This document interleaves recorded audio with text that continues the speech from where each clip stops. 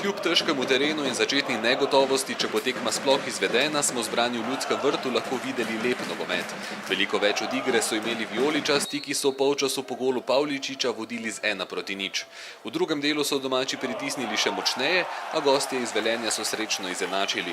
Njihov trud je v nič poslal Rajko Rep, ki je v nadaljevanju dvakrat zadel in poskrbel, da so 3 točke ostale doma. Dogaja se nam pač, da vedno prihajamo v zaostanek in ta zaostanek potem lovimo. Bili smo prepričani, da lahko v času ta zaostanek nadoknadimo in prišli smo do zadetka, vendar res popolnoma dekoncentracija po tem veselju vplivala, da smo v isti minuti dobili zadetek. Mislim, da popolnoma zaslužena zmaga. Prilagodili smo se pogojem. Zdelo se mi je, da je v prvem polčasu bilo še veliko slabše kot kasneje.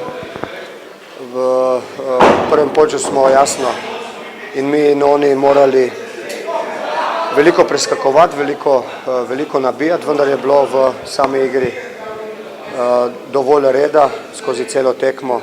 Sigurno da je bilo teško, mislim da je Rudar odlična ekipa, još pogotovo po ovom teškom vremenu gdje je kiša nam smetala, nije omogućila nam našu pas igru. Međutim, zabili smo na vrijeme pogodak, mislim da smo dominirali tokom 90 minuta, mislim da smo zasluženo pobjedili. Ja, občutki so zelo res lepi, v dresu Maribora lepo zadevati. Tako sem rekel, najbolj pomembno pa je, da ekipa zmaguje in da na koncu, da smo tam, kjer moramo biti, tako sem rekel, da smo prvi na koncu. Naslednja tekma vijoličaste čaka že v sredo, ko se bodo na Stožicah pomerili z večnimi rivali iz Ljubljane. Na derbiju z Olimpijo pričakujejo tudi veliko podporo navijačev s Štajerske.